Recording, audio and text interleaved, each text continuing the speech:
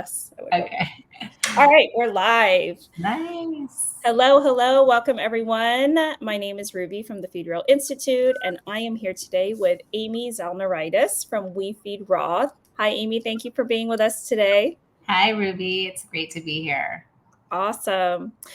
Well, we're going to be talking today about how to navigate the conversation with your veterinarian if you are feeding raw, if you're looking to supplement your dog's kibble diet with raw, just add in fresh food generally. I know for a lot of people that conversation can be a bit daunting, and oftentimes we see vets not only discouraging but downright scolding clients for starting to feed fresh food. But the reality is real food is here to stay. It was started with real food. Somehow we got off track for a little bit, but it's making a comeback. And so we want to have Amy help out with navigating those conversations when you guys do run into some challenges with your vets. So we've got a little bit of a weird timing for this live. It is Memorial Day weekend, so I imagine a lot of people might be on the road while they're listening to this. But we're just going to go ahead and dive in. As you guys know, we go live for about 30 minutes, just letting Amy talk about our topic today and what she does. And then we'll invite you in for questions. So feel free to drop them in the comments whenever you are ready.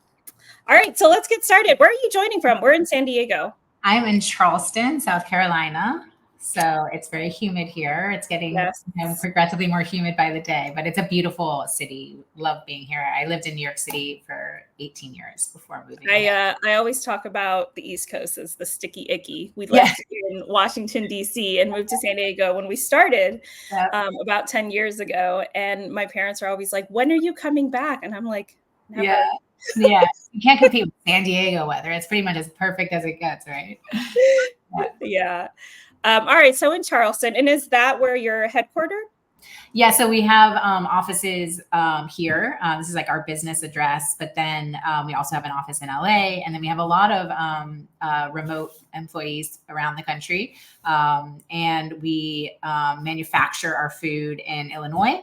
And we have 3 distributions that actually we manufacture in California and Illinois. We just opened our California manufacturing, and we have 3 distribution centers around the country. So we have New Jersey, California, and Dallas, Texas, which was like a very good move for us because the southern, how the sticky icky applies to, frozen raw deliveries too. So that was a huge step forward.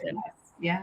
Well, and congratulations on a California location. That is not an easy feat. So the regulations are different, as everyone knows, across the country, but California is probably the hardest. Yeah. This is, there's nothing easy about, anything about this business. So we're used to it. Yeah, for sure. Yeah. And your product is available all over the country? Yep, except for Hawaii and Alaska. But yeah, we cold ship for free everywhere in the US. And really short transit times now because of the, multiple distribution centers. So like 1 to 2 day transit. So ships frozen, arrives frozen. We take a lot of pride in the way we package our food. So it's all packaged in eco-friendly packaging, but with dry ice, stacked very nicely. So people are always like, first-time customers are always like so surprised when they get their box, like, oh my gosh, like what, this meat is like completely frozen and there's still dry ice in here. How did this happen? But and our team was really impressed by the packaging as well, knowing that it's environmentally friendly, because it's really hard. I am guilty of ordering from Amazon every single day. And I think about, there's like this option when you can bundle it all in one delivery, and I'm like, but I really need it tomorrow. Exactly. I've been there too. And you just had a baby, so that makes a lot of sense, right? You're like, really need this tomorrow. I know we are very proud of our packaging. Now, I am ashamed to say years and years ago, before there were really good, environmentally friendly, eco-friendly, options, we used styrofoam coolers, which is like the worst thing for them, but it was like what worked the best, but we were so happy to get away from styrofoam coolers. So these are great. Our coolers now, you can like dissolve them. They're made from cornstarch. That is awesome. So it's really good. Very cool. All right, well, let's sort of dive into things. Amy, you are the co-founder, excuse me, and chief brand officer for We Correct. Feed Raw. Yeah. Tell us a little bit about your role. What does your day look like? Sure. So I'm in charge of all things brand. I just make sure that there's a cohesive brand message across all channels. I'm involved, in everything from marketing to PR, to even, helping with some customer service messaging. How are we talking to the customers? How are we communicating with the customer? But also, being a co-founder, there's a lot of other things I get pulled into too. So I sort of chosen this chief brand officer title, but it's bigger than just that. Sure. Yeah, so it's a really fun. I'm very passionate about this product. I'm very passionate about this business. So work is fun for me, even though it can be intense. And we're growing fast, and our team is growing really fast too. We look a lot different than we did 5 years ago, but it's a fun time, and it's really rewarding. I mean, you see this too, I'm sure, in your day to day. It's just like helping dogs, like we see these amazing transformations and and people are so grateful. It's just like so heartwarming to be able to help someone whose dog was suffering from allergies and on steroid shots. And the vets are like, there's nothing else we can do. He's gonna have to be on these shots for the rest of our life. And then within 2 weeks, they're improving dramatically. So we are constantly getting that feedback, and it's just a really great experience. So I really love it. Yeah, no, and I'm with you. I get what it feels like to wear so many different hats, Mhm. and it can be really overwhelming and stressful at times, but then you get that one success story and you're like, this is why we do what we do. I know. I know. It's true. It's really awesome. And, we always get our customers love to send the pictures of their dogs before and after, look at how much it's really awesome to see. And it's just a constant reminder that, all of the hard work is worth it, and that, what we're doing is the right thing. So we're very connected to the customer. I think being an online brand, just like you guys do, direct to consumer, we have a more immediate connection with the consumer, right? They're commenting on all of your posts, and they're reaching. You feel like, unlike a retail brand that doesn't have that same connection, that can be a blessing and a curse sometimes. But I think more than anything, it's a blessing to be able to be getting that constant real-time feedback. Sure. Well, and we're kind of starting from the end here, which is those success stories, those transitions. You would think that they would speak for themselves when, you tell your veterinarian, hey, this worked. You told me that there was no answer, that we've done all we could with steroid shots and antibiotics and all the different things that they add on. And all I had to do was feed real food. Yeah, I know. I know. Well, this is with people though too, right? I mean, I think we're further along, in the human space when it comes to health and wellness and food, but it's still kind of the same thing. I mean, I think how we're farther along is I don't go to my MD for nutrition advice, really. I sort of know where to get that on my own. And, I mean, some people still will, but I also think that MDs don't try to own that piece of it. But the difference with vets, I think, is that a lot of people, the majority of pet owners, are still going to them for nutrition advice, and vets are still owning that piece of it. So I think that's where there's, some problems, just because, well, vets are getting their nutritional information. I think I read recently that 100% of the nutritional information they get is coming from one of the big five, ultra processed pet food manufacturers. So that's clearly a problem, and it's clearly going to be biased. I think, we are seeing a shift, and even just, I've been doing this for a pretty long time now. I've seen a shift, even in the last few years, of a softening in the vet community. But then you'll still get, I mean, it's a long slog, because we'll still sometimes be surprised at the absolute anti, raw sort of propaganda that's coming. So yeah, I mean, we deal with this daily. It's hard when people get excited. They want to, they sign up for the food, and maybe they haven't gotten it yet, or they, haven't started feeding it. They go to the vet, and the vet's completely scares them away. We try to arm our clients with information. So here are all the things that might come up. Here's how to address them. Well, what are they? What are the things that might come up in that conversation? I think really the bacteria threat, the Mhm. microbiological threat that, it's really the perceived threat, right? Because we're really not seeing this in reality happening, that like your whole family is going to get sick, your dog's going to get sick, that it's, the dogs have evolved to, and they're no longer like their ancestors. So they can get salmonella poisoning. I think that also that it's not complete and balanced per APA Mhm. standards, that there's no experts behind it, that it's just a passing fad or trend. So we Which do, is mind I blowing, know, I'm like, the right? trend is cool. Like, this is the way dogs have been eating from the beginning of time, since like the dawn Right. of their existence. This is like for a way longer time. I mean, we always try to drive home the fact too that kibble was invented in 1956. I mean, and when people hear that, they really are like, wow, okay, like a light bulb goes off, right? Sure. But and even, we get a lot of pushback too from, naysayers that will say the dogs have evolved, they've been living alongside humans, but they've been living off of real food before kibble. They were still eating scraps, a lot of which included raw meat scraps. Mhm. But still, for the majority of their time here, they've been eating a raw meat-based diet, and that is what they are designed to digest, right, and to derive their nutrients from. So yeah, it's amazing that there's such a block there.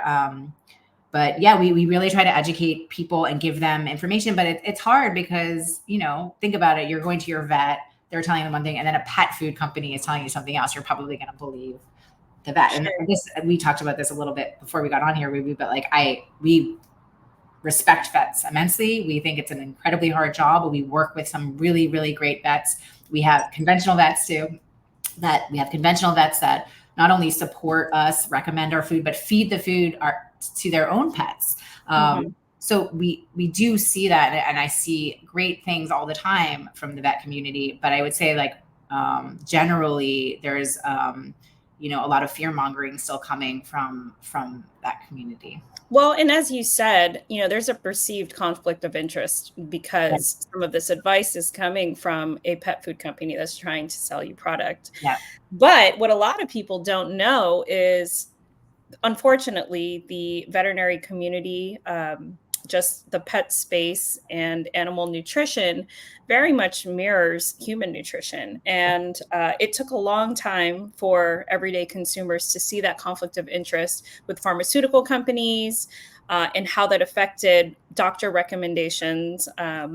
In pushing certain prescriptions mhm, rather than really dialing in on somebody's diet and saying, we probably should cut this out or add this in. And right, so we have seen the same thing yeah, in the pet food industry. And so you might think that a doctor is very much unbiased. That's just frankly not the truth. And I can't take it out right now, but what's yeah, holding my computer up, right, just to raise it up, is a small animal clinical nutrition textbook, which is this big blue book, mhm, that is essentially used as the basis of nutritional education mhm, in vet school. yeah, And it was written and published by the founder of Hill's Pet Nutrition.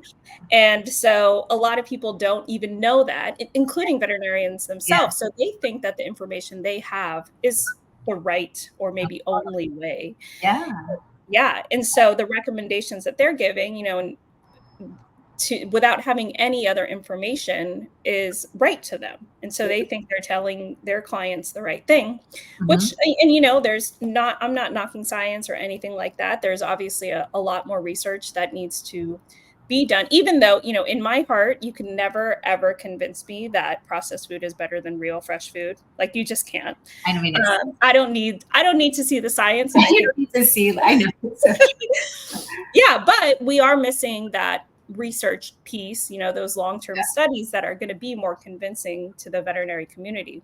exactly, and I agree with exactly with what you're saying. Their vets aren't purposely trying to give their clients the wrong information or bad information or have sinister motives. They truly believe this is what they've learned and this is what they've been taught, and that's what's happening. I don't think that there's always conspiracy theories that there's some sort of, kickbacks. I know that those happen, but I really do think that vets want the best for animals. I just think 100%. that they've been taught something with biased information. The nutritionist that we work with says that, vets who push all raw as dangerous and kibble as the only safe option are working with biased and outdated information. It's as simple as that. It's like, it's just not, you're not up with, the latest information. And also just, you've been fed something that really is truly biased. And if you look at it, you can't really deny it. I mean, all of these studies are funded by, big pet food.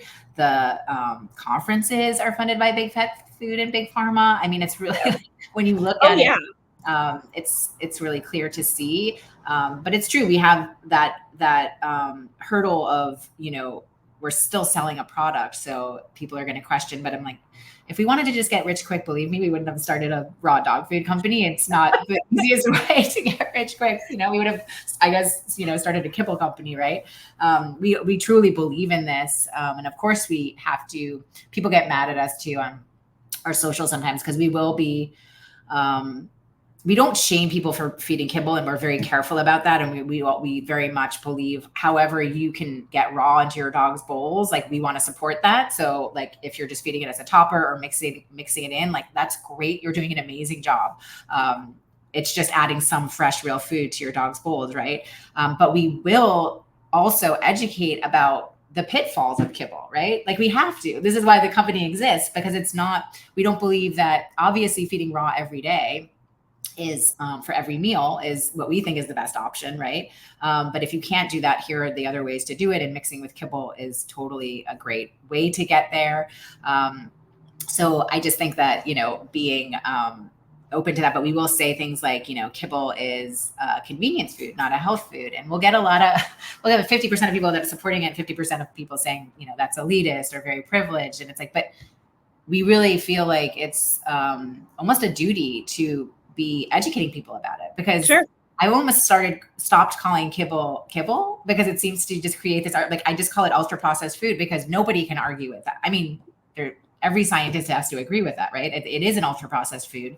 And we know now, thankfully, there's so much work being done in the human space about ultra processed food and how it's damaging our gut microbiome and how it's damaging our immune system, like all of the, horrible things it's doing to us. Of course, it's doing the same thing to our dogs too, and almost worse, because dogs are getting no relief from it. They're eating kibble for every meal for an entire lifetime, right? Like humans will usually have like at least some whole foods in there at some point. So yeah, no, I mean, I mentioned that I just had a baby recently, and while I was pregnant, at every doctor's visit, not at every doctor's visit, in the beginning, they asked about my diet, like maybe once. And that was about it. And they were, are you taking your prenatal vitamins? And even now there's a movement in the human industry where they're like, no, I don't need to take vitamins because I can get it from eating real food. And even supplements that they recommend for a newborn baby, right? Who theoretically should have everything they need very, very early on. It just leads you to question, like, why do you think I cannot get this from fresh food, and why are you pushing this? So having nutrition being part of the conversation, I think for some people and some veterinarians is the foundation of how they're going to heal their dog naturally. For a lot of people, it isn't. And I see some comments already, people asking about talking to their vet about raw diet. So if you guys are just joining in, I'm with Amy from We Feed Raw, and we're talking about navigating that conversation with your veterinarian about feeding raw food, whether you're doing a topper, mixing it in 50-50, or wanting to do the full-blown raw diet. And if you have any questions about that, please feel free to drop them in the comments. One of the things that she just touched on is how the industry and veterinarians, their two main concerns, what we think as well from the Feed Real Institute, are whether the food is balanced, right? And they're getting everything they need. We could do a whole live on the complete balanced food. So I'm not even going to get into that. I've got to stop myself. And then the other question is, or the other concern rather, is about bacteria. And I think it's really great that you're helping your customers, and we're doing this live to navigate that conversation, we have gone to those veterinary conferences where we're educating the vets because we've got this course about fresh food. And literally, let me see if I have a pamphlet here. You can help your clients feed a fresh, balanced diet with our courses. And we have to walk through those two things. Our course walks you through how to avoid nutritional balances and prevent the spread of pathogenic bacteria, because that is always the fear. Yeah. So let's hit that. Let's just say I go to my vet and I'm like, hey, I heard about this raw diet. My friends and family have seen a lot of success with it. My dog has been suffering from these allergies, which all of the medications and changes that my vet has suggested are just not working. So I want to give this diet a shot. Mm-hmm. And let's just say my vet gives that sort of concerning look, that disapproving look of like, well, I learned in school that, those diets can pose a lot of bacterial challenges, especially in your household. Mm-hmm. How do I respond? Yeah. It's so funny. I think that I will just say before I get into that the argument, the bacteria argument, is a really good one, right? And that's why they continue. And it's not vets, it's right. It's the propaganda that they're anti-raw propaganda that's being fed to them by these big ultra-processed pet food companies. It's a great argument. It's the only argument they have, right? If they tried to have the nutrition argument, they know they lose, right? So that argument isn't being even had, because like, how are you going to argue with fresh whole foods versus ultra-processed food, right? So they always look at, how many times have we seen that article that, the study that comes out like every 6 months? I feel like it's like mainstream media picks it up and it's like antibacterial resistant, antibiotic resistant bacteria found in it. It's like in Europe, and it's just like, but anyways, I think that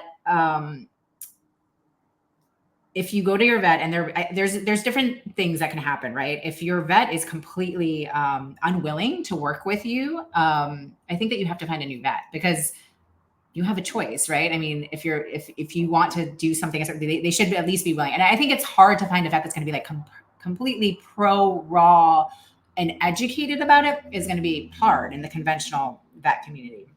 I have friends, that feed raw here. They've gone to the vet. The vet said, like, listen, they asked the question, like, is it complete imbalance? Is there a nutritionist, a PhD nutritionist or a vet nutritionist who's formulated these recipes?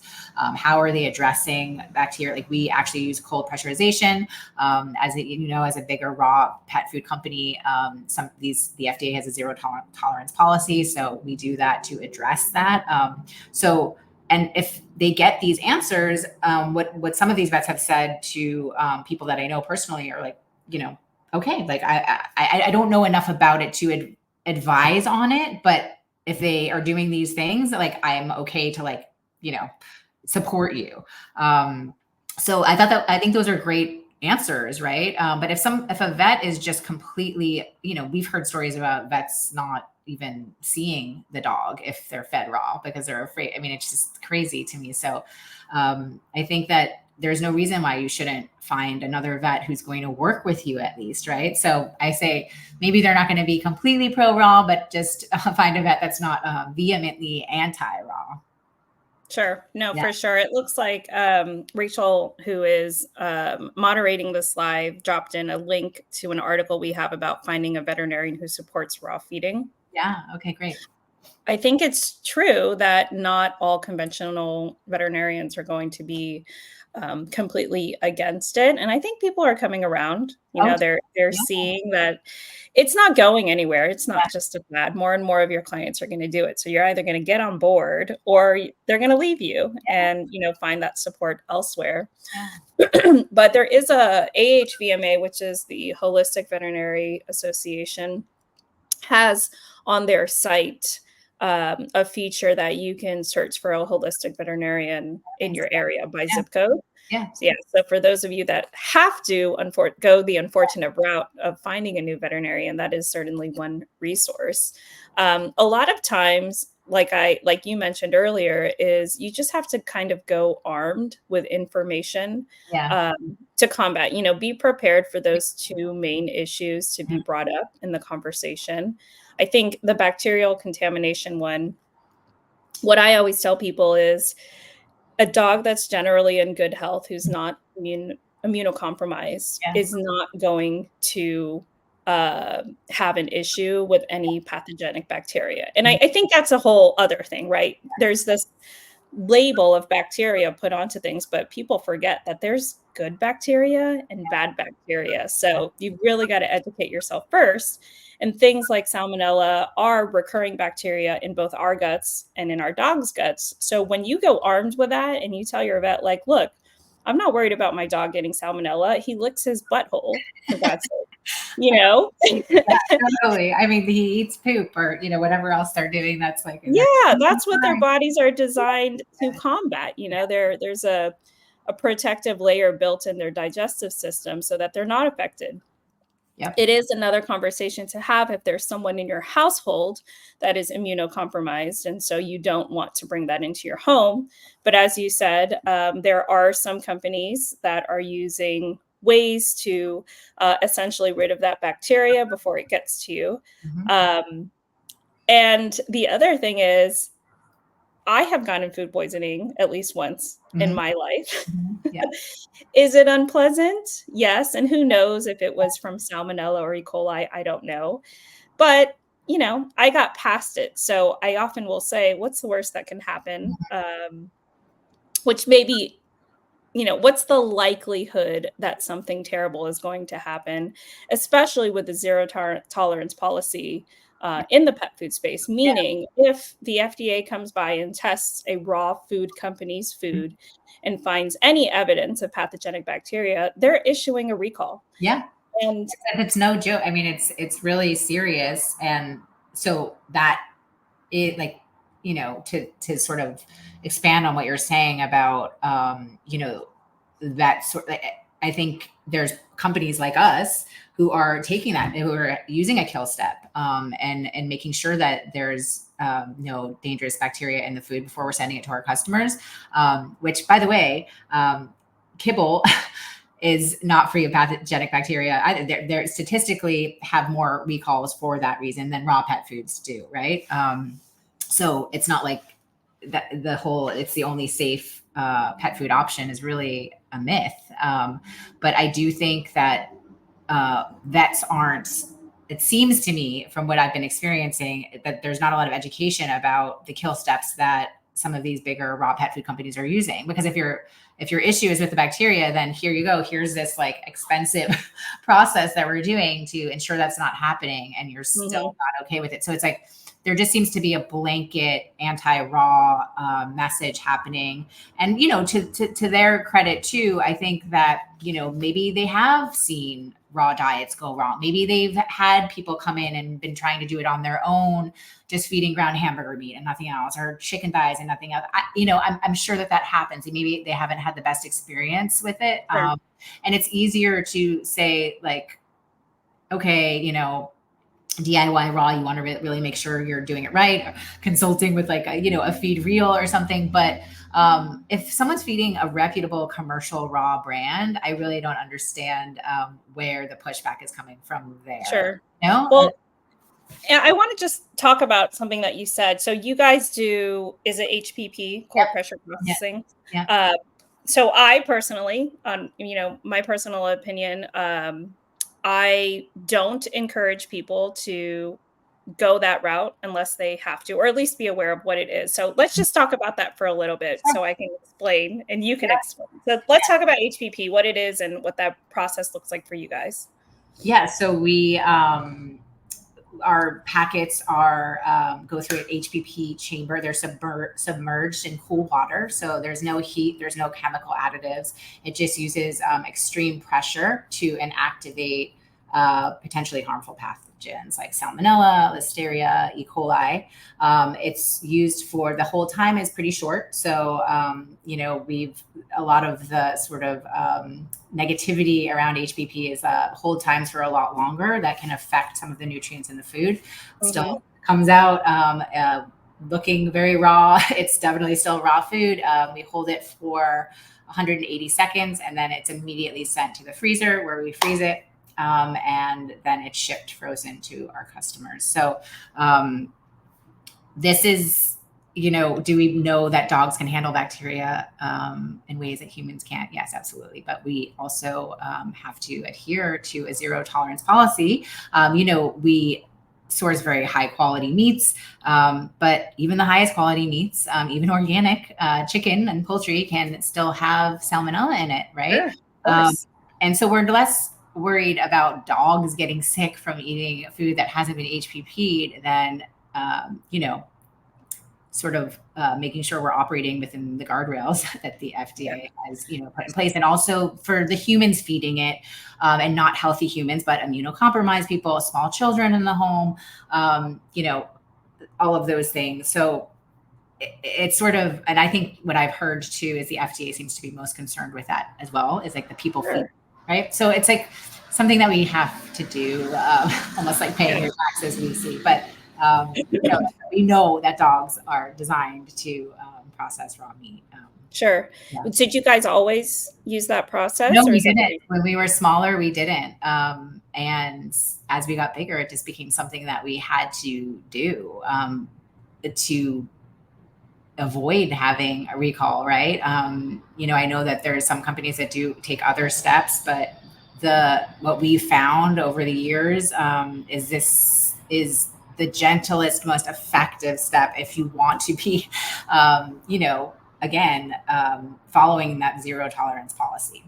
Sure. Yeah. So that is a great argument for those of you that run into this challenge with your vet about bacteria. If you are feeding We Feed Ross food, then you can tell them, like, there's no worry there.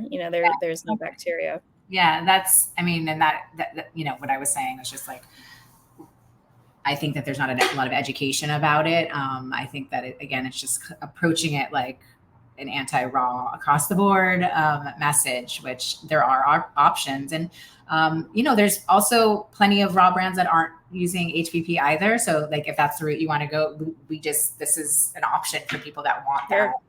And do you ever get any pushback from your customers about, or questions about whether that process is ridding of good bacteria as well? Yeah, I've talked a lot to the PhD. So we use our machinery is the hyperbaric, and they're the global leader in that machinery. They have PhD scientists on staff that have talked me through, why this doesn't actually hurt the beneficial bacteria and damage it. And again, a lot of it has to do with the hold time too, and not, holding it. Some of these studies that have shown HPP to be really damaging to the food, or like hold times for like 60 minutes or longer.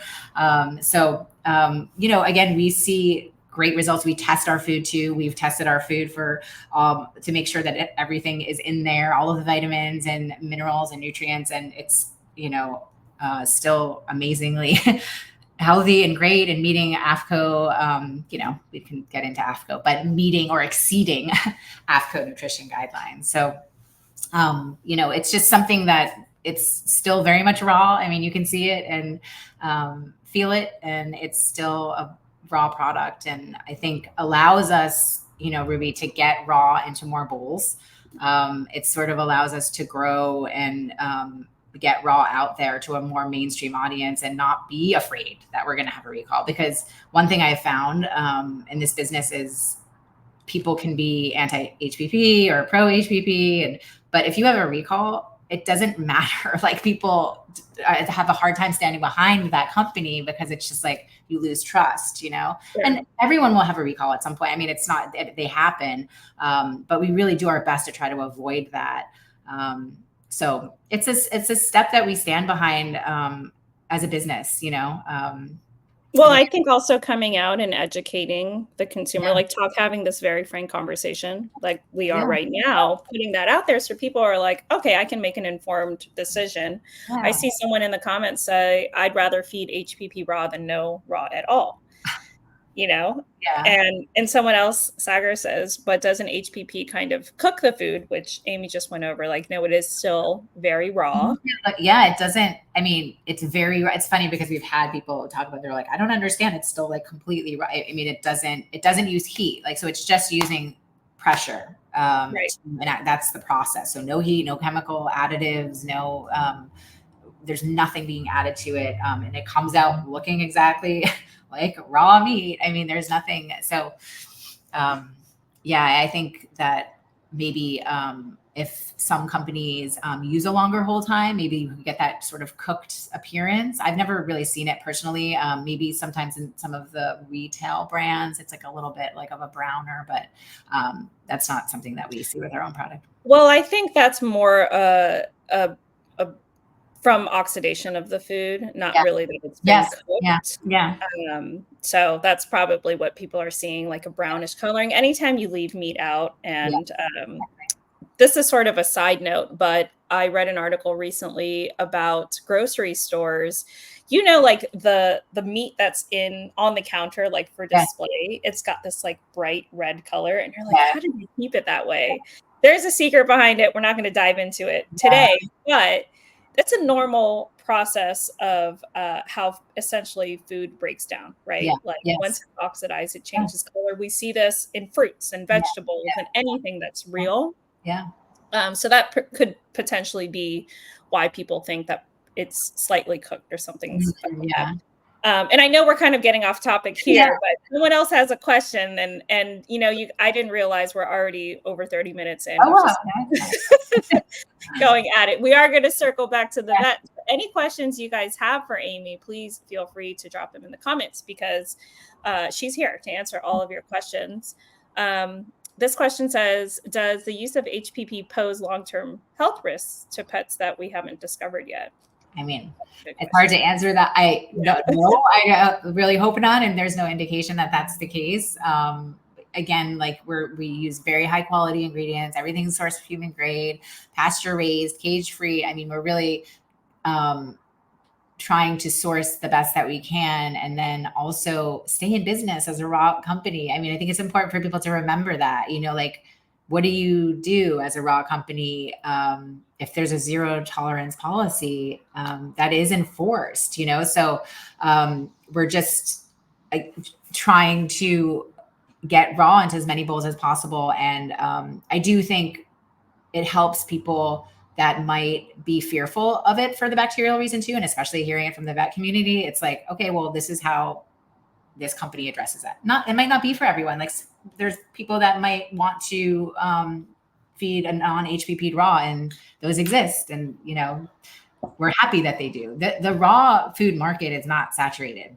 No, in fact, the more companies that would pop up, the better for us, because it just helps with the education. And there's a lot of education that has to happen. So we're so grateful for all of the raw companies that exist. And if any raw company has a recall, it's bad for the raw industry as a whole, because there's already so much, and we're so grateful for, people like you guys who are doing what you're doing and educating people and talking about the benefits. I mean, it's a lot, right? Don't you feel like a lot of what you're doing is just like educating? It's a lot. So it helps to divide and conquer. So well, and realistically, gosh, I haven't looked at this statistic lately, but I remember when we started, fresh food only made up 4% of dog owners, right? Like maybe it's 6%, and we're talking about millions of dogs in America, billions in the world.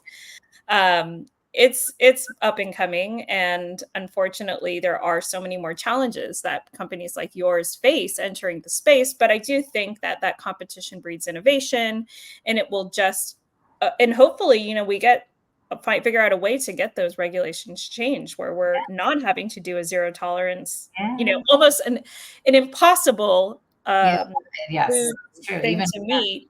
I think the real issue, which probably needs to be alive for another day, is the problem with our agricultural system and how those animals are raised, and why do they even have salmonella in the first place? Or why are we seeing cross contamination across the board in manufacturing facilities? Like there's so many more conversations to have, besides the fact that, this food that I'm feeding may have salmonella, which may affect my dog, and I'm just not going to feed it because I'm afraid. There's the perceived threat, right? That's what is exactly. A lot of it. It's not really always like what we're seeing in reality, right? Yeah. Not seeing people getting sick and animals getting sick, and it's so yeah. Yeah, for sure. AC Alco says, I want to feed raw, but my vet has told me not to go grain free due to heart issues. Oh, How do I work through this? I mean, have you ever seen a message be so powerful? Mhm. Remember when that came out? It was like 2019 or something, when the FDA released that statement that they were investigating. So I guess I can give my stance on this. I'm sure we share a similar point of view, but no, grain-free diets have not been linked to DCM or heart issues in any way. There's been no proven link. But I will say that we have to differentiate between naturally grain-free diets and diets that have been modified to be grain-free. So the ones that take out the grains and replace them with peas and legumes and high proportions that dogs weren't designed to digest. I'm careful to say, like, we still don't know. There still has been no proven link between even the diets that are modified to be grain-free, but naturally grain-free diets, like raw diets, have never been linked to DCM or heart issues. Again, it's the way dogs have been eating from the beginning of time.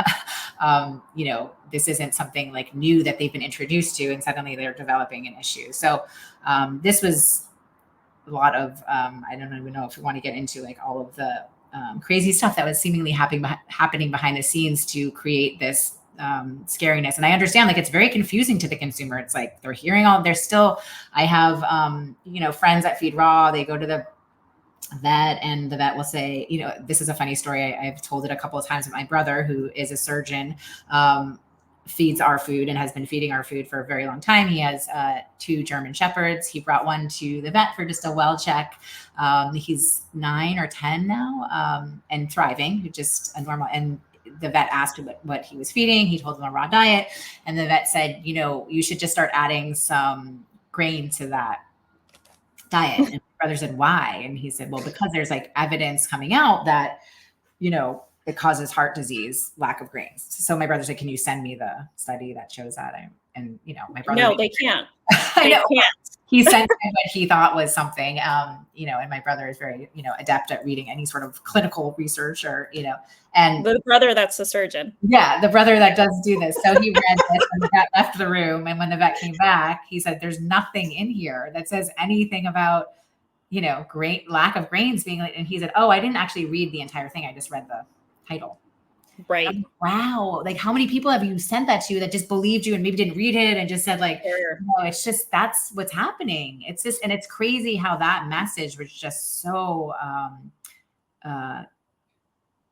almost like voraciously adopted by the vet community. And they just really took it and ran with it. So that's a long way to answer your question that you don't need grains. Grains are not an ancestral food for dogs. They don't need grains in any way, really, right? Well, Amy, you started this conversation with, going to the vet armed with knowledge. So for this person asking this question, I really commend you for bringing this question to us and Yeah. to the table, because the more you know, the more you can answer.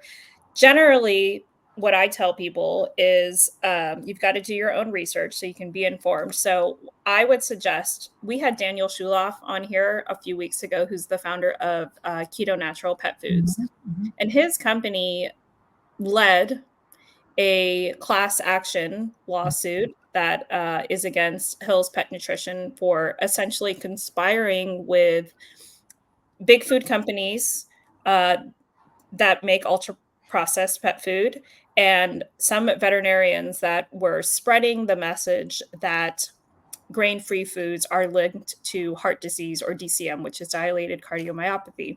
Mhm. And so without going into those details, I would encourage you to Google that lawsuit and sort of do your best to read through the complaint or stick it in AI to summarize it for you. But there's a lot of information there about how this whole sort of debacle started and where it's going, now that there's a class action lawsuit pending. Yeah. But the short answer on our end, and what we tell people in our consultations, is the thought was legumes would prohibit the absorption Mhm. of taurine. And taurine is one of those amino acids that is essential that dogs and cats, Mhm. especially carnivores, need to get that from food.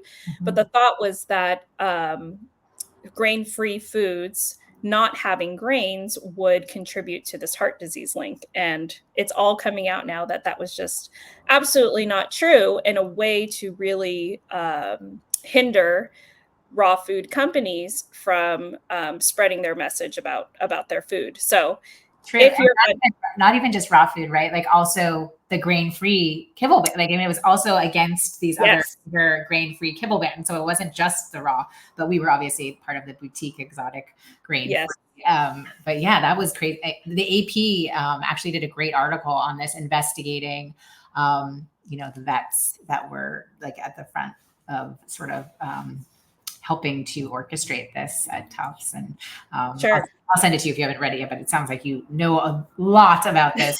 This article is really exciting because it was just a very sort of well done reporting on like how this all became. Yeah, please, please, if you have, and if you can, comment it on this Yeah, I will. Facebook I will. page. Absolutely. That's a great idea. Okay. Yeah, because I think a lot of people will be interested to read that. So you can talk to your vet about knowing that there is no link. And in fact, we do know that foods that have grain can contribute to a lot of other issues like high carb foods and starches and things that are just not biologically appropriate for our pets.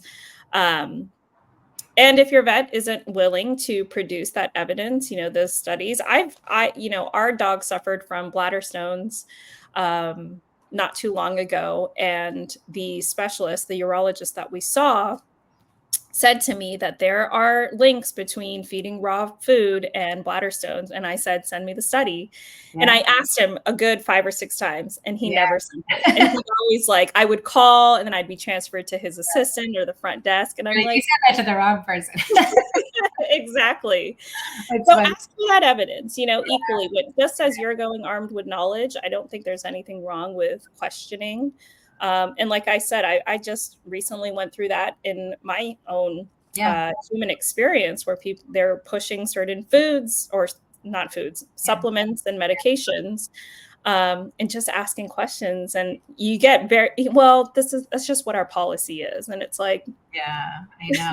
I know. It's like I go to my vet here, who's great, actually. I really like him, but we don't ever talk about nutrition. And I'm almost like, they'll ask, like, oh, what are you feeding? And I like always say, of course, raw. And then it's just like silence, like crickets, right? And I'm like, come on, like I want to talk about it. Like, let's have a conversation. yeah, But I just don't, but I'm different. Like we're different, right? We're not the average sort of pet parent when it comes to dog food, right?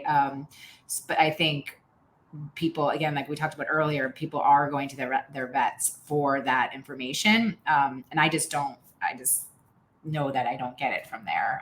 And we do have plenty of clients that are like, I don't even bring it up because I don't want to be chastised or made to feel bad. I don't want to even get into it. And part of me is like, I totally understand that. And then part of me is like, no, but bring it up because I want more vets to know that, like, this is what you're feeding and this is like how well your dog is doing. I mean, we've had people, plenty of clients say, my senior dog is like, blood work is perfect. Like the vet can't believe it. Keep doing what you're doing.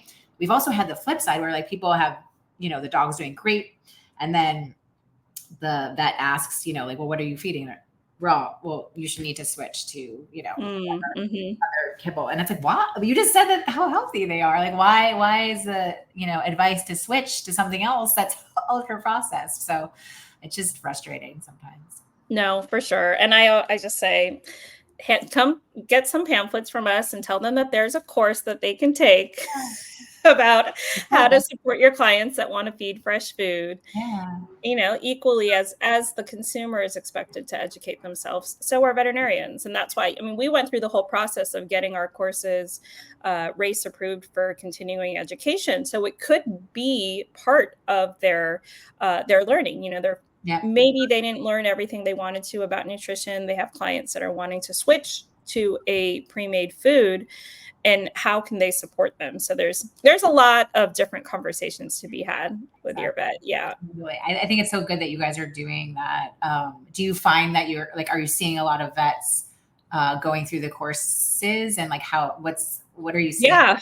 Well, and it is, I won't lie, it's an uphill battle that Mhm. we are when we go to these vet conferences, we Yeah. are outnumbered. I mean, we Wow. are the minority, and it's just kind of the weirdest thing because we don't have the budget that they have.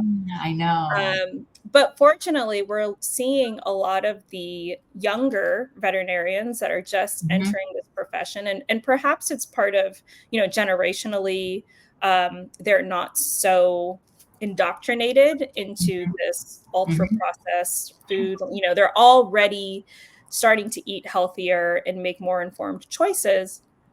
And so when I first started, first got a dog and went to that pet food aisle, which was across from the laundry detergent and the cleaning supplies, I was like, this is really weird. Because I didn't grow up with a dog, right? I didn't have this experience of always feeding kibble. I Yeah. got a dog as an I adult. see. I see. Yeah. Yeah. Yeah. And so it was just like, why? What is Yeah. this? You already had, yeah, I know. And now, right, like, doesn't it, it's so funny. I always tell people too, it's like when you've seen the light, you can't unsee it. So it's like, I'll go to the grocery store now and I'm like, those aisles just make me so sad. I'm like, oh my gosh, like how, like that bag that has a shelf life of like, I don't know, 20 years or something. Like, how is that supposed to be, But when as a kid, I come from a long line of animal lovers, like crazy animal lovers. My parents are both, but we fed kibble, and that was like what you thought was the best thing to do, Mhm. So, I mean, very well intentioned, good pet owners feed kibble too. It's not Sure. like people that don't care about their dogs or something. So, Yeah, but so what we're seeing is these younger vets that are, like, already yeah, questioning the mhm, system, yeah, and so when they come over to our booth or, inquire about our courses, or our workshops are also mhm, available, which is we just teach you how to put fresh food into your dog's bowl and make it complete and balanced so you don't have to have that argument with yes, your veterinarian. They come around and they're like, I need to get on board because more and more of our clients are asking us about fresh food. So we are seeing the curiosity where they're taking our courses, and hopefully that's having a positive impact on the conversations that your customers are having with their vets because now they're more informed, right? no, and it's awesome. And I think it's great what you guys are doing. And it takes courage and it takes a lot of sort of even like stamina to be out there. I remember who's like even Dr. Billinghurst and Dr. Marty Goldstein, who were like the pioneers, vets in the raw food space, like have both said they were like, when they were first talking about this in like the 80s, they were getting death threats from like death threats. Like that's how such a passionate, hotly debated area. But I mean, this is, Yeah, and don't forget, Dr. Tom Lonsdale. oh He yeah, often yeah, he's always on there, and he's, one of the first vets that I yeah, personally met to introduce me to fresh yeah, food. But yeah, yeah, they were running into this, and it's propaganda at its finest, and yeah. I think there's another lawsuit that's been spearheaded by Dr. Lonsdale in Australia, really questioning, the vet schools and their funding and Wow. where that so they're way ahead of us. Yeah, All yeah. of The this Australians aren't there, like I think like 20% of the market, like they're feeding fresh or raw, which is a lot. yes, where it's like 5% here, Yeah, right? yeah. It's definitely they're ahead of us there for sure. Hopefully we'll get there. I feel like, I mean, it's funny was when you're immersed in this world like you and I are, it feels like starts to feel like, oh my gosh, more and more people. But then when you like actually see the statistics, you're like, still a Yeah, sliver of yeah, yeah, of high. But yeah. yeah. Well, we've got a few minutes left. I didn't realize that I know. I've really been enjoying this conversation. Do you have anything new and exciting happening with We Feed Raw and your product lines? Let's see, we just launched some treats, some single ingredient, amazing treats. We have bison and pork. So those are available. You can add them they ship for free in your frozen food order. So you can just add them, subscribe and save, or just add one-time order. They're great as like toppers or just for treats. So we used to have treats like years and years and years ago. And then we got away from it, and we're like going to start bringing back some stuff like that. Like some Awesome. No, that's a great way to complement your food. Yeah, but yeah, we're just working away and, always sort of perfecting our product and really committed to quality, and we're building our team, and it's a really fun time for us. Yeah. Yeah. Rachel says my dogs are obsessed with the bison and pork chips. I know they're really great. My dog is too, actually, and I have an entire this other side of the room over here is just walls of treats. So when he comes here, it's like. Yeah, I love that. We Feed Raw is one of our partners for the Feed Real Summit this coming October. I really was hoping that you'd be able to come in person so that I could meet you. I know. I will. I want to come next year for sure. You guys are doing such great stuff. I really admire and appreciate what you guys are doing. It really does help us and everyone. And it's just, it's cool. You guys are really helping to disrupt a space that needs to be. Thank you. And likewise, we want to support you. We are really, really happy to have you as one of our partners, because in the past, we did not want to single out any one fresh food company. And we just realized that, if we are going to be successful and really push the needle a little bit here in the fresh food movement, we've got to shed light and, give you guys a platform to be able to give people options. I recognize that not everybody's going to want to DIY or make their own fresh food at home. It's, there's time, convenience, budget, right? There's a lot of things that people consider besides the fact of having this difficult conversation with their veterinarian. Right. And so if we can support what you're doing, we're happy to do so. But we're really excited to have some of your product available. And for those of you that want to come to the summit, we are unfortunately sold out, but there is a wait list. And it's going to be this October 5th and 6th here in sunny San Diego. It's going to be a blast. We've got a bunch of amazing speakers, including Rodney Habib, Dr. Karen Becker, Connor Brady, Nick Thompson. We've got Angela Ardolino and Amy Renz as our speakers. And we're going to have a bunch of workshops as well for everyone to attend. That's awesome. So, yes. Thank you, Amy, so much for being on with us. We also have a discount, I think, for you guys. But you do. Asked Feed Real 40 will get you 40% off your first meal plan box, which is actually our deepest discount. So it's a really good one. So Feed Real 40. I hope that's right. My partnerships manager is probably like, no, but if it's not, I'll write it. But I think that's it. But awesome. That is a very generous discount. It is. Yes. Appreciate it. Yeah. Awesome. So if anyone here joining in wants to give We Feed Raw food a try, definitely take advantage of that. That's an awesome deal. Yep. Feed Real 40. You got it right. Okay. I mess them up all the time too. Yeah. Okay, well, thanks again for joining us. Thank you, everyone, for tuning in. You can catch us on the replay on Facebook and on YouTube, and we hope to see you guys soon.